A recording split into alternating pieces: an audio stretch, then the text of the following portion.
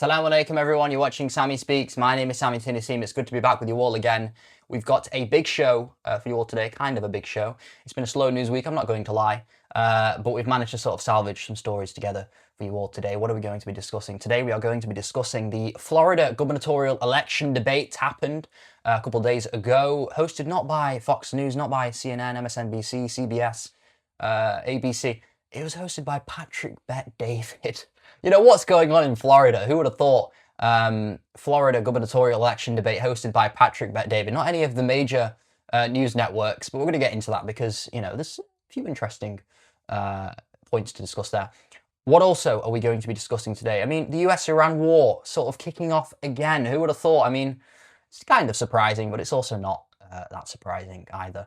We're going to be having a look at that because the reality here is that the United States can't really keep up this act much longer in terms of their crude oil supplies, their strategic petroleum reserves, all of that. It's just not, it's not going to be viable for really either state, but more so the United States.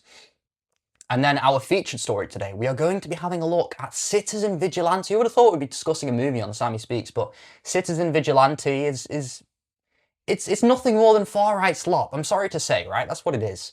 So let's get straight into that. It's gonna be a sort of relaxing, sort of chill episode today. There's not much really that important to discuss, but Citizen Vigilante, very important stuff. Our featured story, right? So Citizen Vigilante, a movie starring Armie Hammer. Armie Hammer, an actor who was sort of blacklisted and cancelled from Hollywood for being a cannibal. Right? I don't know whether there was any truth to that, but it's, I don't know, something to do with his ex-partner. I'm not that clued up with Armie Hammer himself. I know he was in movies like The Social Network, Call Me By Your Name with Timothée Chalamet, and then now Citizen Vigilante, right? So he has sort of a break from Hollywood, hiatus from Hollywood, and now he's back on our screens. Not really, yeah, on our screens, not in the theatre. This is a movie that went straight to video on demand. It's a B movie, with all due respect. That's what it is.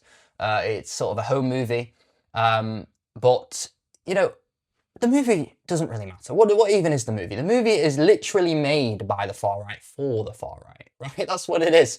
That's literally what it is. It follows sort of a vigilante mercenary who takes matters into his own hands. He's sick of the migrant problem, like so many of these, you know, far right individuals. They're sat at home, they're like, I'm so sick of these migrants. And they can sort of place themselves in the shoes of Armie Hammer's character. And what he does is he gets up and he's sort of an affluent, rich guy. So not like any of the far right in this country. Not affluent nor rich in this country, but, you know, that's how he's portrayed. Affluent, rich guy, white guy, you know, well-to-do. And he's had enough. He's had enough of the migrant problem. So what does he do? He gets his gun and he starts shooting migrants. Yeah, I mean, he starts shooting murderers and rapists and, you know, bad people who've committed crime. But also not been proven either, right? I mean, there should always be a court of law. You know, nobody's stricter on crime than the Muslim countries, right? Islam in general, Sharia. But it still must be proven, right? You can't just go killing people. Oh, this guy's done this. And then you find out he hasn't, and he's dead now. You can't get his life back, can you? But anyway, it's a slight digress. You just start shooting them. Yeah, some who commit crime, but also some who haven't, right? I mean, it's just kind of the parents or the family members of the person that committed the crime. You might as well die too. This is literally one of the scenes in the movie. But the movie doesn't matter on its own. What matters is that this movie, there's two parts that is interesting here. The movie itself is being amplified by Elon Musk, Tommy Robinson, the far-right actors, Calvin Robinson. I mean, these types of individuals, right? And they are pushing and amplifying this movie and making it a bigger deal than it actually should be, because it is a video-on-demand movie, right? It's a movie that, I mean, I don't even think it has 10% Rotten Tomatoes. It's not a good movie, but it's getting a lot of buzz, right? Because of Elon Musk, because of Twitter, because of all of this. And what signal, what are we pushing here, right? What are we pushing here? Like I've just said, people are going to put themselves in the shoes of this character, and what are we going to see? Are we going to see another Christchurch shooting like we saw in New Zealand?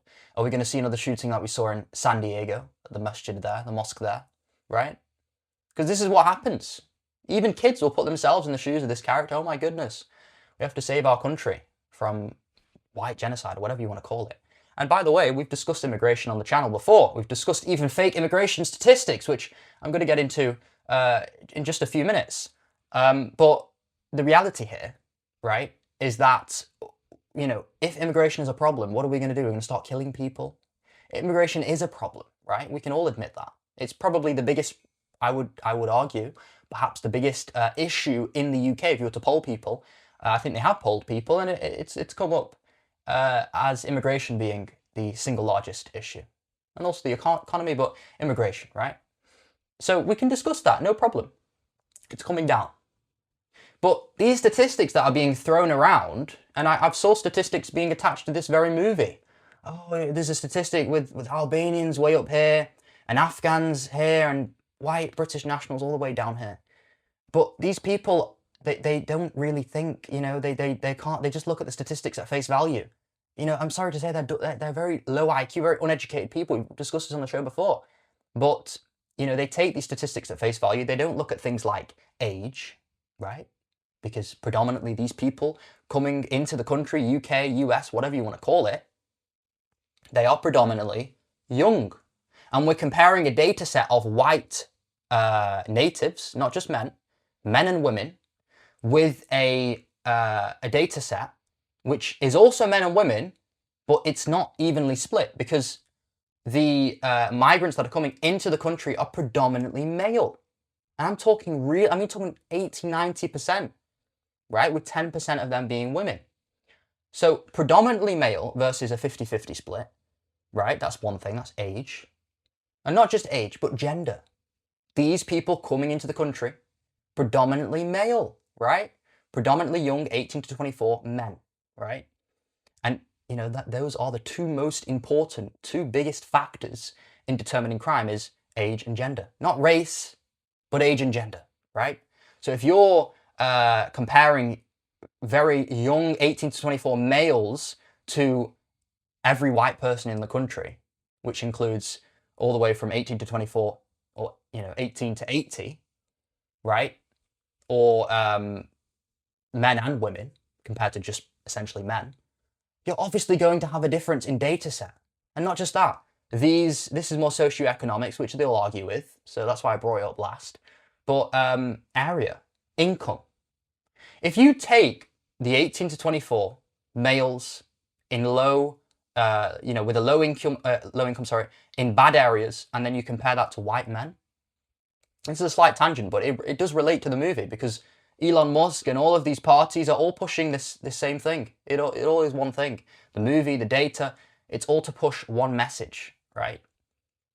But you compare them, and what do we see? It's very clear what we see. We'll see a very similar data set. And the Afghans, the Albanians, the Eritreans, which we discussed last time, even the Pakistanis and the Arabs and anyone else, there might be a slight difference. But that's life. Of course there's going to be a slight difference, right? Especially when who are coming off the boats? Iranians, Afghans, Afghanis, and Iraqis.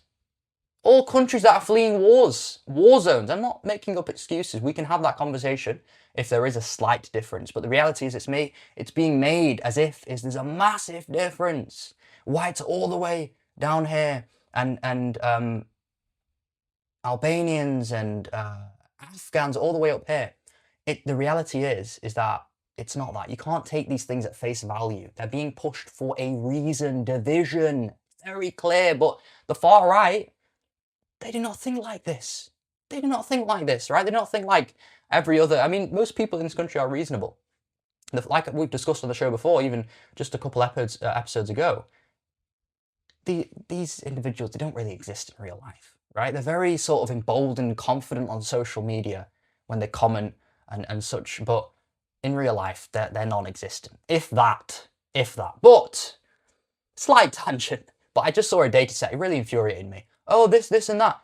You're not assessing age, right? The difference in age between these data sets. You're not assessing gender or area, income. Those four things must be cleared up before we have a look at data, right? Let's just get that right. But the movie itself, complete slop, right? I mean, just a bad movie in general. The director of it hiring an Israeli actress, previous movie being Auschwitz, the concentration camp movie. We know where this guy gets his money, right? And he's German, by the way. It's not coming from Germany. we know where he's getting his money. But yeah, interesting movie, interesting movie. But what message is this sending? What, we're going to just all sort of arm up ourselves and start shooting migrants? Oh my goodness. Who would have thought we would be saying these very words in 2026? And the reality is that they'll defend this. You do you, right? You do you. But we don't want a Christchurch massacre. We do not want what we had in San Diego, which was horrifying. Even if there was only a few people, and to even say that, to minimize it, but even if there were only a few people that died, those are still lives that we will never get back. Just like we see in Gaza, Lebanon, Sudan. It's the same thing, right? But nevertheless, it's good to speak about these things, I guess. What else? The US-Iran war has started again. Oh my goodness, who would have thought? Who would have thought? Because we said last episode that it'd be surprising to see the war starting up again, and the only sort of scenario in which it would start would be sort of at the behest of Israel because of Lebanon, because of the bombing, the bombardment that we are seeing in Lebanon. But it started up again, and it wasn't really due to Lebanon. It wasn't as big as it was kind of being made. About a week ago, Iran struck a Singaporean vessel in the Strait, a cargo ship in the Strait, which was carrying all sorts of supplies from Singapore, right? And also other countries that they were shipping to. But the US responded. They hit the drone and missile facilities in Iran near the Strait, and that was kind of it. It was slight bickering between the states, and from this point on, I think they are going to be going back into negotiations and back into peace talks, which we discussed last week. They had agreed to IAEA inspections, which the JCPOA, Obama's Iran nuclear deal, already had, but it's fine, I guess. We're going to get something similar to the JCPOA. The interesting thing here is that, yes, it had started up again. It's kind of, hopefully, probably shouldn't start up again too soon, but I'll say that, and then next week it'll be happening again. But the reality here is that the reason why I'm, a little, I guess you could say optimistic, in the sense that, the war isn't looking to be continued or prolonged, and it is looking like it will probably finish with a deal within a few weeks. There's a 60-day ceasefire that started about 2 weeks ago, so we're looking at about, I guess you could say, a few weeks time we should have a deal, is because the US can't keep this up much longer. Iran itself can't keep this up much longer. But the reason why the United States can't, I don't know if you all saw, there was a report, I can't remember from where, but it stated that the strategic petroleum reserves in the United States, right, which is sort of the backup oil supply. It's like a savings account, if you like. You've got your regular bank account, which is your imports into the country, oil imports, and then also the oil you frack yourself. So you've got that, which the US has. And then they also have their savings account, right? Their strategic petroleum reserves. That petroleum reserve is extremely low right now. It's the lowest it's been since 1983, July 1983, about 2.5 years into Reagan's first term.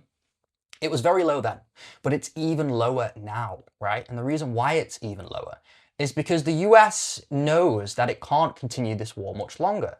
And the reason why they're taking from the strategic petroleum reserves is to essentially, for the stock market to not go up so much, right? It's to essentially diminish the chances of the stock market going up massively by taking from the strategic petroleum reserve. Because if they were to take from their actual oil reserve, right, the demand of oil would become greater and the supply would be minimized because the US has less oil, right? We're talking about the stock market here.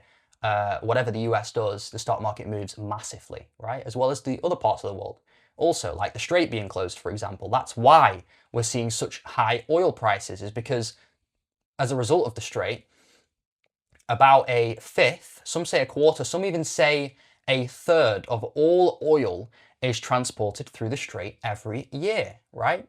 Not just oil, but liquefied natural gas, fertilizer, coal, other resources, electrical appliances, all of this are transferred through the Strait. And now we're seeing a Strait where Iran is just out of the blue striking cargo ships like we saw with the Singaporean vessel. So why is that? Why is Iran doing that, right? I mean, that is what started off this conflict, or this skirmish, I guess you could say, which we are discussing now. The reason why Iran is doing this is very clear. Iran is essentially... Singapore has got nothing to do with this, right? It's got nothing to do with this. They're not an ally, or at least a someone that is backing the US in this war. They're kind of like a neutral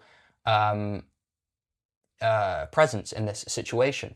But they are. It's very clear what they're doing. They are essentially exerting dominance in the Strait. They're saying to the US, however much you might try and get away from this or move around the fact that we own the Strait, as well as Oman, but we're sort of the ones who are pulling the strings, the ones who are we're the alphas of the Strait, not Oman, right? We're the A side here. You're on the back foot, and we're going to continue pushing you.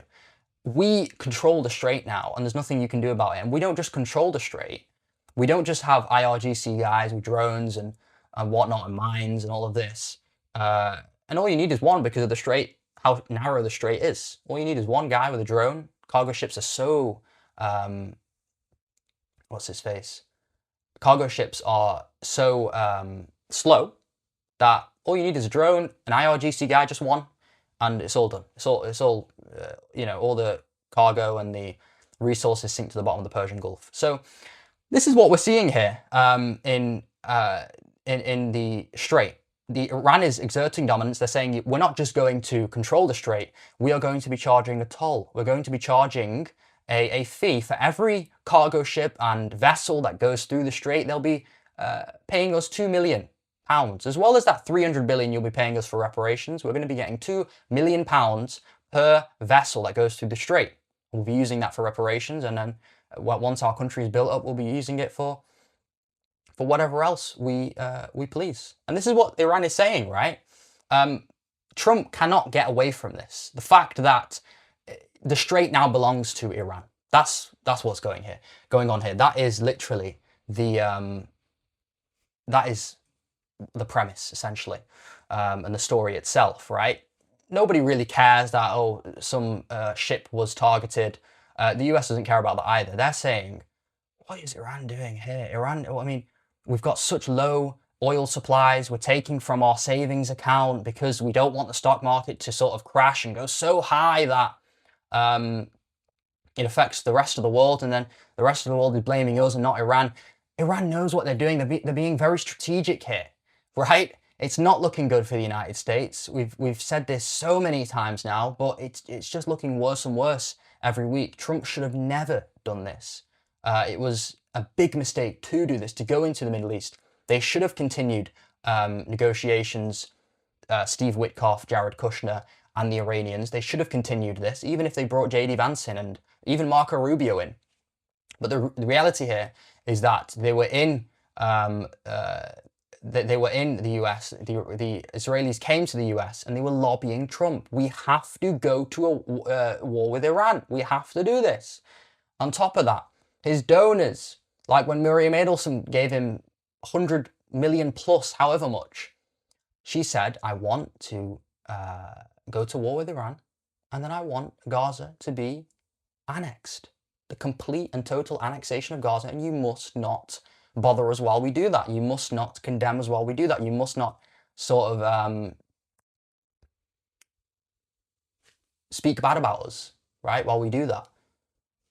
So Trump got himself into this mess in the first place, and it's looking worse and worse every day. We'll see if a deal transpires. It probably will. It'll be similar to Obama's, but it'll probably be a lot worse in the sense that now Iran has leverage that they didn't have before the war. Iran didn't have a strait before the war. Iran weren't bombing the allies, the Gulf allies, before the war. They weren't doing any of this. This is causing a massive, massive headache for the US and Israel too, right? Because Israel wants to continue this war. The US doesn't. The US has said we literally cannot continue this war any longer. But Israel wants to keep on pushing and pushing and pushing, just like they're doing in Lebanon. But we'll see what happens, right? We'll see what happens there in Iran and Israel and the US. And we'll see if that continues or a deal is reached, hopefully the latter. Right, okay. Our third topic today is the Florida gubernatorial election debate. Like I said, not hosted by Fox News, not CNN, MSNBC, no. It's hosted by Patrick Bet-David, the PBD podcast, right? But, you know, we had James Fishback, who, by the way, is quite an interesting player. I quite like him, but I also like winners, and it's hard to say, but it doesn't seem like, it's actually not hard to say. It's going to be unlikely that Fishback wins this race. You know, he was actually comparing himself to Zohran Mamdani a few months back, and he was saying, look, Mamdani was at so-and-so percent a year out before the election. And then however many months, maybe 2-3 months before the election, he was sort of at 30-40% up there with Andrew Cuomo. That's not what's going on here. James Fishback isn't even on 10% in the polls, and Byron Donalds is at maybe even 60%, but at least 50% in the polls. So, you know, he is good, and he kind of reminds me of Vivek. And even when I was watching parts of the debate, he was reminding me of Vivek, but not as good. Kind of like a white Vivek, but nowhere near as talented, I'm sorry to say, because he just isn't as quick. I really liked Vivek during the 2024 debates, and then the Iowa caucus and all of that. He was really, really good. But, you know, I thought maybe Fishback could emulate that, but in a better version, you know, with less competition. Trump isn't at the forefront of this election, of course, because he's president. Byron Donalds is, who is endorsed by President Trump. And, you know, he isn't anything special, but the reality here is that he's got all of the money. He didn't even turn up to the debate. So Fishback was there. Jay Collins was there, who is the lieutenant governor to Ron DeSantis. And Paul Renner was there also, who I believe was served as Speaker of the House for Florida. So they were all there. They all turned up to the debate, and they were having a good time, and Fishback probably did the best out of all of them, probably had the best moments. But Byron's got too much money. He's raised in excess of $50 million, dollars, $50 million, if not more. Might even be more. And then he's also gone and got the endorsement of President Trump, and he's also backed by the Israeli lobby, right? So what I'm seeing here is sort of like a Thomas Massie situation, where Thomas Massie, about a month ago, maybe even 2 months ago, in Kentucky, you know, he's massive on social media, even bigger than Fishback, right? Fishback's big, but Thomas Massie is massive, right? And he's also got history in the House as a representative. And he's also an incumbent, which means he should win, right? He goes up against a Trump-endorsed, Israeli-backed candidate, AIPAC-backed candidate, and he loses by quite a substantial margin. So, and obviously we all wanted Thomas Massie to win, and the same thing here, we probably all want Fishback to win, but it's not looking great for Fishback. And also considering that Byron is not saying he's going to debate, he says he wants, you know, the candidates to get better in the polls, which probably isn't going to happen. Yeah, if we don't see a debate between Fishback and Byron, how can we assess the differences in policy, but not just policy, but also sort of dogma, right? And style between the two, right? Because a lot of the times that can sort of sway voters. We saw Trump, you know, doing terribly in 2015, right? Going into the 2016 election. And then as he got better in the debates, right, with his zingers, with his quips and all of that, he started to do better in the polls. But if Byron won't turn up to a debate, how can we see the difference? And the same thing happened in 2024 with Vivek, with Ron DeSantis, right? Nikki Haley, with all of these candidates. Trump didn't turn up because he was confident. He had the money, he had the endorsements, he had he was doing phenomenally in the polling, just like Byron is here, and he didn't turn up to the debates. And did that affect him? No, right? If anything, it helped him. So I think Byron's probably stealing from Trump's playbook there. And he's probably going to do very well. And that's how I see it, right? I'm sorry to say, I know people are trying to get behind Fishback.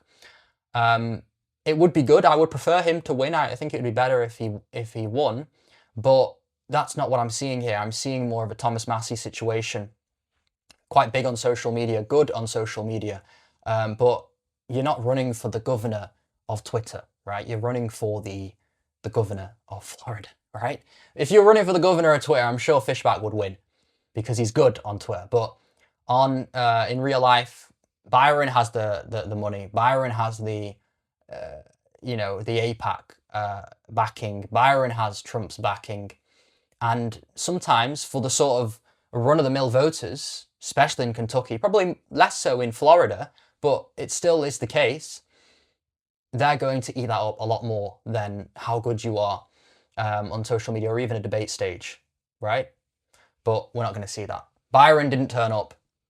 The debate as a whole, I mean, it was average. It's like, why are we not doing this on a traditional... I know it kind of makes me sound a bit traditional or, snobbish, but why is this not happening on a traditional news network, right? Why is this not happening? Why is it happening on PBD, right? Why is it happening there? I know I heard stories that the RNC for Florida's own RNC, Republican National Committee, was, or the GOP, should I say, in Florida, was essentially saying that certain candidates wouldn't be able to be, debating like Fishback, for instance. And I think it would only be able to be Byron, Jay Collins, and Paul Renner. But still, PBD podcast, I mean, it just makes everything look so unprofessional. But anyway, we'll see what happens, right? We'll see what happens in this debate, and if there are debates in the future, and then also on top of that, we'll see what happens in the election. But if I was to predict, we've predicted it before on the show, I think it's going to be Byron, right? It's going to be Byron, which is unfortunate. I mean, but it is what it is, right? It was unfortunate that Thomas Massie lost, but it is what it is, right? Like I said, just sort of chill, relaxing show today. Not much to discuss, small show. But we will be back next week, inshallah, with a lot to discuss, hopefully, if it's a better news week than this week's. But thank you all very much for watching. I've been Sami T, Naseem, and I will see you next Sunday. Assalamu alaikum.